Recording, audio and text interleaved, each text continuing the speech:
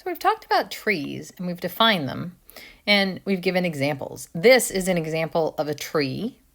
This is not a tree. Why? Because the definition of a tree is that a tree is a graph with no cycles. Here, this tree you can just visually inspect has no cycles. And of course here we have a cycle. So this is not a tree. We can characterize trees in lots of equivalent ways. And that's what the following theorem is about. This is an example of a Tfae theorem. The following are equivalent. It's going to give 3 equivalent characterizations of a tree, and these will be incredibly useful facts that we'll take going forward. So if we start with a simple connected graph, the following are equivalent. G has no cycles, and let's remember that this means G is a tree. This is the definition of a tree. G is minimally connected. That's our second statement. This means that removing any edge disconnects G. And the third one is there's a unique path between any 2 vertices of G. Let's just look at this in the tree example for a second, and let's see that it's true. We don't have to check this one. This is the definition.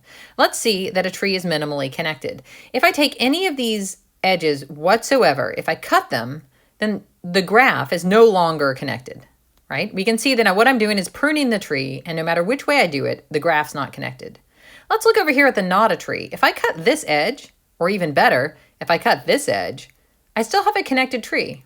So this second property holds for trees and does not hold for non-trees. So that seems pretty good. Let's look at the third property. There is a unique path between any 2 vertices of G. So if I think about maybe this vertex and this vertex, how can I get from one to the other? Well, there's just one way to do it. And if I think of maybe this vertex and this vertex, then yeah, one way to do it. And I can go through and check all the n choose 2 vertices and see that there's a unique path. Over here in the not a tree example, if I take, for example, this vertex and this vertex, I have 2 ways I could go. I have a short way, which is going that way, or between these same 2, I could go the long way. That's 2 different paths. So again, property 3 holds for trees and seems to fail for not trees. So let's give this a rigorous proof. When we're trying to prove statements of the following are equivalent, there are lots of things to prove, and part of the art of this is making sure that you prove everything. So let's start by proving that 2 implies 1. Okay, this is one of the easier directions. So we're going to assume that G is minimally connected. Okay, we need to prove that G has no cycles. All right, so assume for contradiction this isn't the case. So assume for contradiction that G has a cycle. We should be able to get a contradiction here. So what I can do is I can look over here at what happened when I had the cycle here.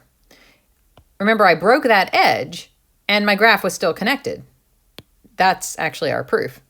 So it has a cycle, say with an edge E connecting vertices V and W in the graph. Okay, then we can remove E from G, and G is still connected because there's another path from V to W. So we can go along that other path and we still have that V and W are connected, and likewise anything connected to them is still connected. So that's going to prove that we get a contradiction. G is not minimally connected because we can remove an edge and still have it be connected. So 2 implies 1. Now we could try to prove that 1 implies 2. Assume G has no cycles and prove G is minimally connected, but no cycles is kind of a hard thing to assume. So it turns out that it's easier to, in this case, to do not 2 implies not 1. So again, if we want to prove that 2 is equivalent to 1, we can show that 2 implies 1 and 1 implies 2, or that 2 implies 1 and not 2 implies not 1. So what we're going to do for not 2 is suppose that we have an edge we can remove. So suppose E is some edge in G such that G minus E is connected. Okay, that's what it means to be not minimally connected. There's some edge and you can remove it. Okay, so that means therefore, there is a path in G. Sorry, it's there. This is true, but we really want to, in G minus E, there's a path with that edge removed from V to W. Over here in our example, it would be like taking this guy and this guy. There's a path between them. If this is the edge that we removed, there's still a path between them. So now let's add that edge back. So adding E to this path creates a cycle in G. That means not 1. So we assumed not 2, and we've implied not 1. So that completes that. So 2 is the same as 1. So we've now proved these are the same. So what are we going to do about condition 3? Well, let's prove that condition 3 implies condition 2.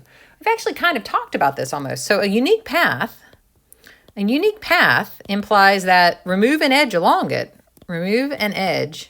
along it disconnects G. If there's a unique path, say from this vertex to this vertex, then if I remove any edge along that unique path, I can no longer get between those two vertices. That's what it means for a graph to be disconnected. Okay, so 3 implies 2.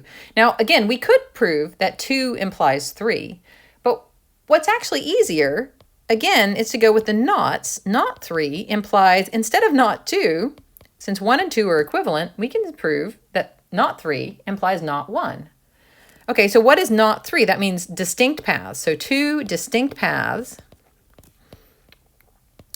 from V to W connect to form a cycle, which is not 1. So here is our logic. Maybe we'll put each of the 4 statements that we proved. First, we proved that 2 implies 1. And then we proved that not 2 implies not 1, which is the same as 1 implies 2. Then we proved that 3 implies 2, and then we proved that not 3 implies not 1. So now we have all 3 of these statements are equivalent. So when we're thinking about trees, we can think of them as graphs with no cycles, graphs that are minimally connected, or graphs where there's a unique path between any pair of vertices.